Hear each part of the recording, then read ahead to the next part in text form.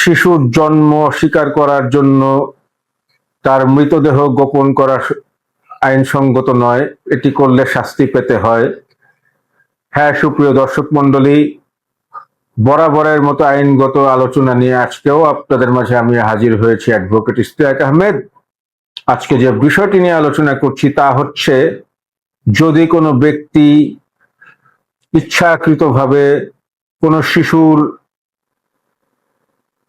জন্ম অস্বীকার করার উদ্দেশ্যে ওই শিশুর জন্মের সময় বা জন্মের পরে তার মৃতদেহ গোপনে দাফন করে কিংবা গোপনে অন্যত্র সরিয়ে ফেলার ব্যবস্থা করে অথবা এই ধরনের কাজ করার চেষ্টা করে, তাহলে ওই ব্যক্তি পেনাল কোডের ৩১৮ ধারা অনুযায়ী ২ বছরের কারাদণ্ডে দণ্ডিত হবে অথবা অর্থদণ্ডে দণ্ডিত হবে অথবা উভয় দণ্ডে দণ্ডিত হবে। অর্থাৎ এই ধরনের অপরাধের জেল, জরিমানা উভয় হয়।